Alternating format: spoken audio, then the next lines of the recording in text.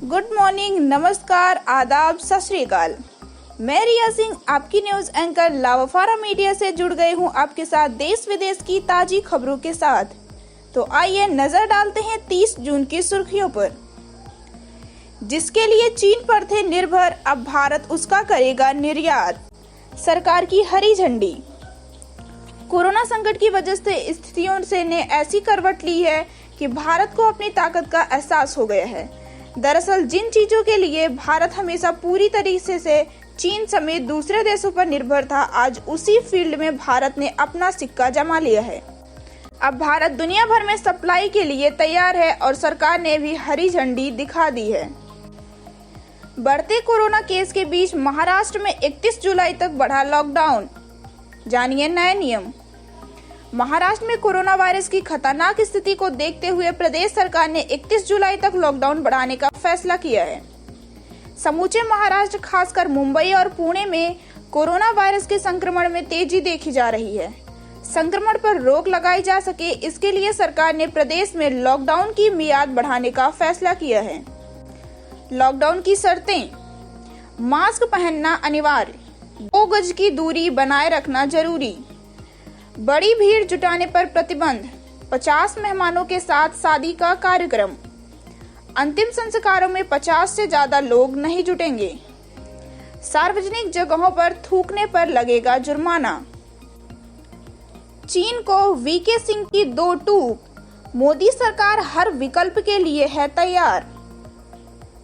केंद्रीय मंत्री और पूर्व आर्मी चीफ वीके सिंह ने चीन की धोखेबाजी पर बड़ा खुलासा किया है। वीके सिंह ने बताया है कि कैसे गलवान घाटी में कैसे झड़प हुई, गलवान में 15 जून की रात क्या हुआ था। इसके साथ वीके सिंह ने कहा कि यह 1962 का भारत नहीं है, मौजूदा राजनीतिक नेतृत्व हर विकल्प के लिए है तैयार। केंद्रीय मंत्री वीके सिंह ने कहा कि चीन की हमेशा से खासियत रही है कि अब वो अपने क्लेम लाइन को आगे बढ़ा चढ़ा कर बताता है। उनके प्रधानमंत्री ने 1959 में हमारे प्रधानमंत्री का जो नक्शा दिया था, उस नक्शे पर उन्होंने क्लेम लाइन मार्क रख कर रखी थी। नक्शे को जमीन पर उतारेंगे तो कहीं ना कहीं गड़बड़ है, जिसका वो फायदा उठाते हैं। सैटेलाइट तस्वीरों से खुली पाकिस्तानी प्रोपेगेंडा की पोल, झूठे थे दावे। पाकिस्तान भारत को चोट पहुंचाने का कोई मौका नहीं छोड़ता। भारत और चीन के बीच मौजूदा गतिरोध से बेहतर और पाकिस्तान के लिए क्या हो सकता था। पाकिस्तान ने करीब पिछले 10 दिनों में से सोशल मीडिया पर मनोवैज्ञानिक युद्ध छेड़ रहा था, जिसमें मुख्य तौर पर अफवाहें फैलाना शामिल है। कई पाकिस्तानी ट्विटर हैंडल्स ने 20 जून 2020 के बाद ट्वीट किए हैं कि 40 चीनी 10 लड़ाकू विमान स्कुर्दू हवाई अड्डे पर उतरे हैं। इनके अलावा 10 लड़ाकू विमान गिलगित हवाई अड्डे पर लैंड किए गए हैं। स्कर्दू और गिलगित दोनों पाकिस्तान अधिकृत जम्मू और कश्मीर में स्थित हैं। इन ट्वीट्स को भारत में कई यूजर्स ने उठाया, जिनमें सरकारी क्षेत्र के भी कुछ लोग शामिल हैं। इंडिया टुडे ने 24 जून 2020 की सैटेलाइट तस्वीरों के जरिए स्कर्दू और गिलगित हवाई अड्डों पर का रियलिटी चेक किया। स्कर्दू हवाई अड्डे का पिछले साल गर्मियों से विस्तार हो रहा है।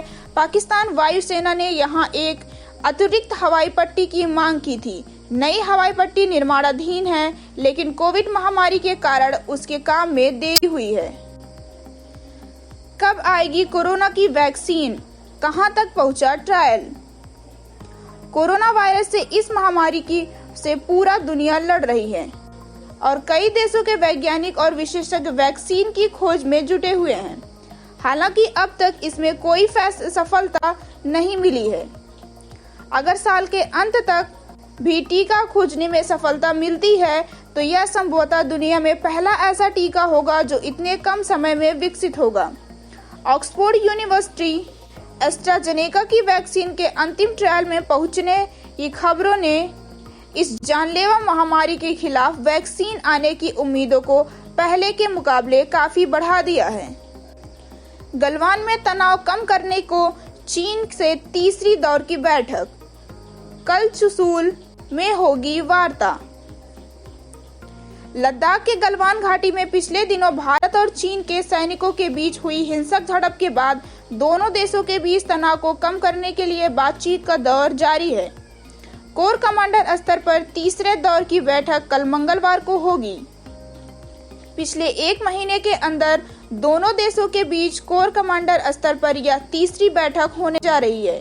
इस बार यह बैठक भारतीय पक्ष में चुशूल में आयोजित की जा रही है, जबकि पिछली 2 बैठकें चीनी पक्ष में मोल्डो में हुई थी। मैं रिया सिंह कल फिर मिलती हूँ आपको ऐसी ही ताजा खबरों के साथ।